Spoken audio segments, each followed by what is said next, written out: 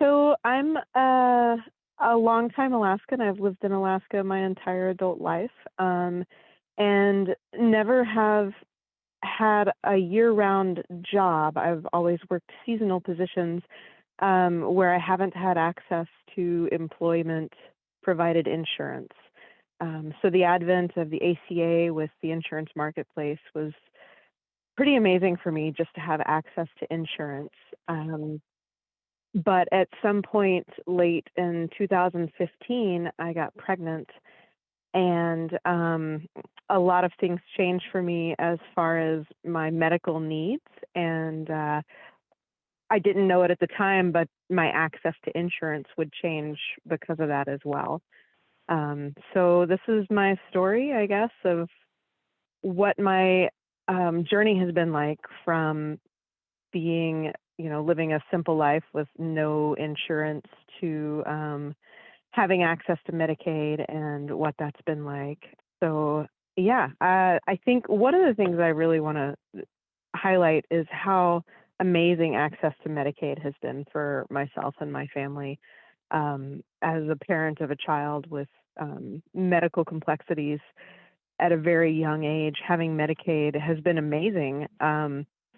To know that we're covered and that if I need to go to the emergency room or schedule an emergency trip to a specialist, that I can do that without having to juggle or calculate in my head whether I can afford my son's health care or what's more important in the moment, figuring out what's wrong with a screaming baby or paying my next month's rent. So I guess I do want to highlight that as that Medicaid has been an amazing resource for us as far as getting by and taking care of our family. So yeah, going into the story, when I got pregnant, I was still covered under the ACA, and I had a pretty high deductible, low coverage plan, and so I was paying all of my pregnancy expenses out of pocket with the assumption that when my son was born, I would have already met my out-of-pocket maximum, and the remainder of whatever the birthing expenses were would have been covered by my insurance. I don't recall offhand what my out-of-pocket maximum was, but I think it was between 10 and 15,000. Um, so I was planning to pay quite a bit out of pocket before I had my son, and I had been paying all my visits up front. And I found out about a week before my son was born that we actually were eligible for Medicaid based on adding him to my household. And when I went to switch over to Medicaid, I learned that I could have been covered the entire time through my pregnancy, but I hadn't been informed through that process, and there wasn't really a way through that process to be covered by Medicaid or to even understand what that process would be like to cover myself as a pregnant woman expecting under Medicaid. Um, so it turned out that even though I was eligible for Medicaid throughout my pregnancy, I ended up paying a significant amount out of pocket that actually wasn't reimbursable by Medicaid at that time. And I don't know if it's still the case, but at that time, if you've already paid something out of pocket, Medicaid cannot pay you for it, even if they would have covered it. So that was disappointing, to say the least. But I was encouraged, and it felt great to know that the birthing costs, the remainder of the costs of my pregnancy would be covered by Medicaid. So after my son was born, the process to get him covered by Medicaid was a little bit of a challenge, and standing in the Medicaid office in July with a newborn baby was not at the top of my list. I think I really struggled with the in-person process at that time. I had just given birth, and I had to stand in a long, long, long line for a very long time in an office with lots of people and my newborn infant. And I believe now the process has changed so that everything doesn't have to happen in person. I imagine the pandemic has changed that. So hopefully that process has been improved for the better. I think that has always been one of the struggles for a lot of people who do go through the Medicaid process, is how difficult the paperwork and the timeline for getting paperwork processed and the the need for the in-person appointments can be really challenging for people who have homes that are outside of Anchorage. Myself, my permanent residence is hundreds of miles from Anchorage. Luckily, I was in Anchorage for birthing my son, so I had access to a Medicaid office. But there have definitely been times over the years where I wasn't in Anchorage to access the Medicaid office, and I couldn't complete the things that needed to be done because I wasn't in person. So I'm guessing and hoping that through the pandemic, some of those processes have been adjusted to allow for not in-person applications. But after my son was covered by Medicaid, I was incredibly grateful because before he was a month old, we ended up in the ER several times. And by the time he was a year old, we'd seen half a dozen specialists for emerging medical issues for him. And he quickly became a medically complex child. We traveled all around the state seeing specialists, and Medicaid was fantastic for coordinating travel. They covered places for us to stay while we were in Anchorage seeing specialists. And overall, I'm incredibly grateful that Medicaid was a resource for us, and that I didn't have to make a decision when I felt like my son was in a medical crisis. I didn't have to, weigh whether or not I could afford finding a doctor to help us diagnose it. That gave us access to specialists in Seattle to help diagnose my son. And honestly, I credit being covered by Medicaid with saving his life. I don't know that I would have had the resources for what we needed to diagnose him and help him had he not been covered by Medicaid. As he got a little bit older, my situation with his father changed significantly enough that we were no longer partnering, and we were not partnering financially, but we hadn't come to a custody agreement yet for my son. And one of the things that I learned when I went to renew my Medicaid when my son was about a year and a half old was that even though I was only making about $15,000 a year as the sole provider and caregiver of my son, because my son's father, who was not financially supporting us or living with us, was making significantly more than the Medicaid threshold, I was not eligible for Medicaid. And this is because as the parent of my child, even though he wasn't living with us or contributing to the household, without a custody agreement, Medicaid would not cover us. I don't know if I'm explaining this very well. But yeah, so I was suddenly not eligible for any insurance. My income threshold was too low for ACA coverage, and I just was disqualified from being covered by Medicaid simply because I didn't have a formal custody agreement with my son's father. And that was really difficult for me. I was not covered. I didn't have access to insurance for about 3 years until my son's father lost his job, and then his income dropped to the point where I could be eligible. Did you, and it's up to you if you want to share it publicly or not, and if not, that's totally fine. You get to say no. Did you experience any like postpartum depression or like postpartum healthcare needs that were really significant after birth?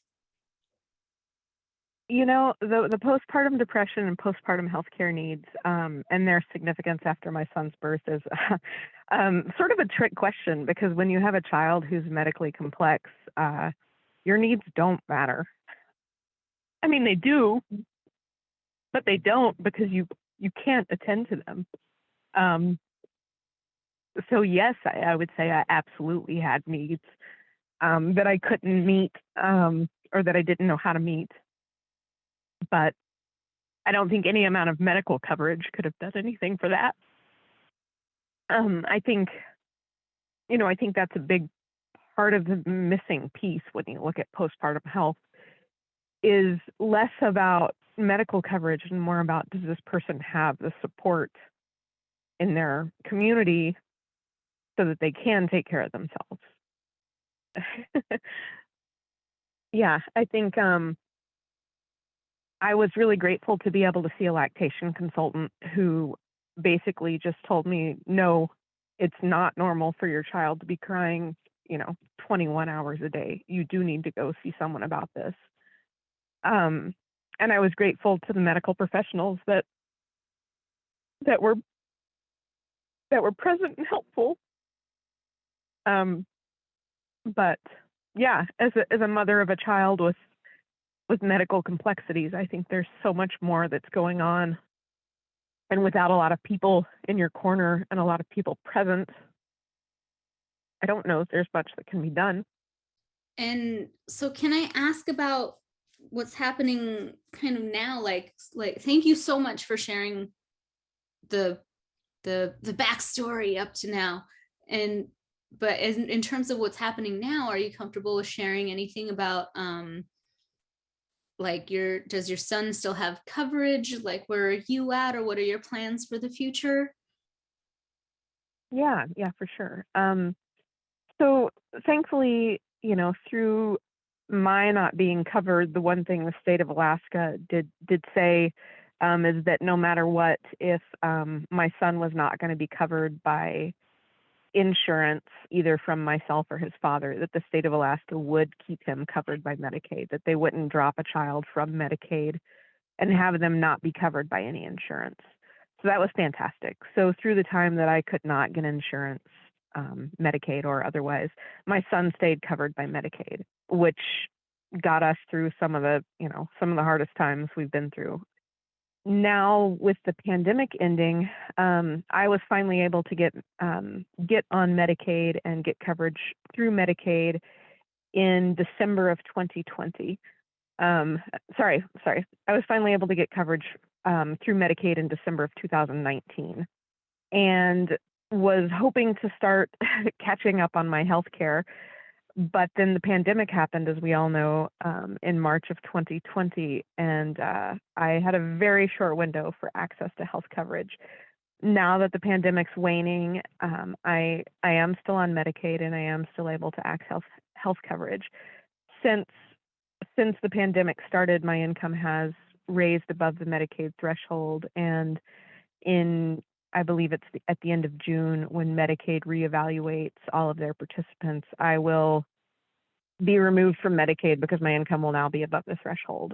So I'm grateful for the very short amount of coverage we've had by Medicaid, and it's a little daunting going forward, no longer having the Medicaid coverage. Even though my income has not gone up that much above the Medicaid threshold, the expense for health coverage is going to increase for me exponentially. I'll have probably a minimum, $300 to $500 a month insurance cost through the ACA. And then there'll be deductibles and out-of-pocket expenses and co-pays and all of that. So with a pretty small bump in my income, I feel like my annual medical cost might go up $10,000 to $12,000, which is really overwhelming. My son still has, medications that we have to purchase monthly, and specialist appointments that happen weekly, some of them. And I'm at the point now where I'm starting to talk to his providers about sort of tapering off some services, or what we can get away with for the minimum amount of coverage based on what I think I can afford. So my son being covered by Medicaid for these last, almost 6 years has been phenomenal for us. And it's going to be an adjustment not having it anymore. Yeah, that sounds really significant. That sounds hugely significant. So it sounds like going forward, we need to raise the Medicaid income threshold to something that would actually be realistic in terms of healthcare needs, because your income hasn't raised enough to cover or offset the medical expenses that you're going to have. So that's really not fair. And so if the Medicaid income threshold were raised, you'd still have Medicaid coverage and you wouldn't have to be thinking about, trying to balance your income with your son's medical needs, with your rent, with your food and all that, right? That's absolutely true. Yeah, if the Medicaid threshold were raised, there would be a lot less adjustment on my end as far as figuring out my expenses. But one of the things that Medicaid doesn't provide for, which is a huge issue in Alaska, is seasonal income. Medicaid looks at your last quarter of income. So as someone who works seasonally, if I apply for Medicaid, say in December, but I only work in the spring and summer in a tourist industry, it's going to look like I qualify for Medicaid. But if my Medicaid renewal comes up in July and I'm working in a seasonal industry, say fishing or something like that, where I work, 120 hours a week for 5 weeks, and most of my income for the year comes in that time period, then I'm absolutely not going to be eligible for Medicaid. And it's always confounded me why a state like Alaska, who has so many seasonal professions, doesn't have a seasonal allocation for any of their state-funded programs, whether it be Medicaid or child care assistance. I ran into that with child care assistance as well. But a seasonal allocation and a seasonal calculation for Medicaid, I think, would be incredibly beneficial for people who do work seasonal positions. Yeah, that's a great idea. That's super smart. Just that being said, I do think the threshold, whether it's grades or stages or levels, or if there's more state assistance for better ACA insurances or something, it's truly a shock to go from, that $500 or $1,000 a year could change you from having absolutely no medical expenses to suddenly paying $10,000 a year in medical expenses. And I think I hear and I've observed a lot of people talk about, kind of making that calculated gamble of like, well, I could take this extra job and make $5,000 a year, extra at this job. But if I did that, then I would be paying $10,000 to $12,000 a year out of pocket for medical expenses. So is it worth taking this extra job and losing medical coverage? Probably not. And I think, I don't know how complicated it is to budget that or create a program where there's more stages and levels of coverage, but I think that the state of Alaska could really benefit from that. Yeah, for sure. Because a lot of people say, oh, people don't want to work. No, people do want to work, but they also need to live. I think if you're going to be more poor if you work, then you don't want to work. If you're going to have $5,000 less if you work than if you did, that's silly. And I think I see this issue a lot in childcare too. As a parent, you have to make a decision. When you take a job, say I was going to take a job at minimum wage at $10.35 an hour, but I had to pay a daycare $9.75 an hour to take care of my son, then ultimately it's not worth it for me to have a job at $10.35 an hour. And I think a lot of times the issue isn't that people don't want to work; it's that working actually costs them more money than it does to not work. And it's a protective mechanism to say, no, I can't take that job because I'll lose my health insurance, or I can't take that job because the childcare is going to cost me more than my take home. Yeah, thank you. That's really compelling. So it sounds like for a period of time, your son was covered, but you were not. And so do you think that it would be helpful if both mama and baby were covered fully at the same time, regardless of things like, administrative paperwork if you happen to be separated from your partner? Absolutely. I mean, I think that, there are a couple issues in maternal health. And one of those is if you're not healthy enough to take care of your child, then your child's going to suffer. And I definitely think for a period of time after birth, all children and all parents, all birthing parents should be covered by Medicaid to give them that postpartum coverage and that postpartum security, and knowing that their child is is taken care of and cared for no matter what their financial situation is. And beyond that, I do think that primary caregiver, if the children are covered by Medicaid, I don't see any reason why the primary caregiver should not also be covered by Medicaid. You know, when you look at all the factors that go into deciding whether or not someone's covered by Medicaid, and some of them may disqualify the primary caregiver, but not the children, you really are leaving the children in the lurch. If I had, you know, a catastrophic illness and couldn't get insurance to cover myself, I wouldn't be able to care for my children. And I think you're letting the children go by not covering the primary caregiver, be it a mother or the father or whichever.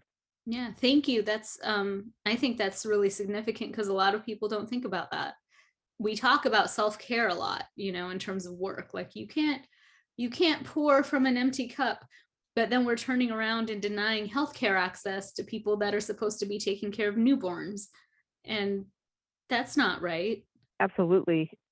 And I think too, you know, there's this period, you know, some people might experience things, you know, to be quite easy and straightforward postpartum, but most birthing parents don't experience postpartum period as easy, and newborns often aren't easy. And I think, you know, if there were just blanket coverage for newborns to a certain date, maybe 6 weeks or something, um, that would give a lot of coverage. I think a lot of developmental issues, a lot of, you know, congenital issues could be dealt with and addressed at a very young age, and it, you know, could create a much healthier community in general. And I also think that all women, no matter what their insurance coverage is, should have access to a lactation consultant if they choose to breastfeed, without exception. It's especially noteworthy right now when there are issues with formula. Like we're seeing how important that is in a way that we haven't had to in the past. Yeah, and formula actually, I mean, that brings me to another issue as far as coverage goes. My son had medical issues, and I did breastfeed him for a number of years as one of his sole sources of nutrition. He was allergic to almost all formulas except for one, and that formula was like $120 per can. And I did have to supplement with formula, and Medicaid covered it, but not in a very simple manner. And it took a lot to have it shown as medically necessary and to have Medicaid cover it. And I can't imagine being in a position where you can only feed your child a formula that's, you know, hundreds of dollars for a week worth of nutrition or less. And I think, you know, there should definitely be reform around supporting mothers or supporting parents and feeding their children in general. You know, formula, I think there could be thresholds and whatnot for formula coverage through Medicaid as well. One of the things I found was that with a seasonal income, WIC was difficult. And I think, you know, rolling formula and that kind of coverage into Medicaid would be helpful. Yeah, totally. It sounds so complicated, and I'm so sorry that you had to deal with all of that. Um, Thank you so much for chatting today and for your willingness to share your story and the struggles and ups and downs and kind of the reality that it's not black and white. Like there were some things that were really great. There were some things that were pretty terrible. The pandemic didn't help. And so there's nothing I can do to make it all better except to just say thank you so much for sharing your story and your willingness to show people that are in a similar situation that they're not alone. Absolutely. Yeah. It can feel like a pit at times. And it is a pit. I mean, you start sliding into it, and yeah, all these income traps and thresholds. And But knowing that there are a lot of people in the same situation, knowing that we are looking at the idea of how can we reform Medicaid or make it better, and then being able to hear from your lived experience, I think is really significant. So I can't tell you how much I appreciate you and your time today. So thank you again. yeah, thank you. But if people want to share their stories as well, please take our Medicaid survey to share your lived experience with Medicaid. And together we can make some really positive changes in our state. So thank you again, and I will chat with you later. Uh, Thank you so much.